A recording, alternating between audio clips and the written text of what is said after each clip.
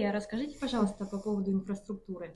Marine Garden Hotel and Spa находится в самом зеленом районе города Сочи. Это район Хосты.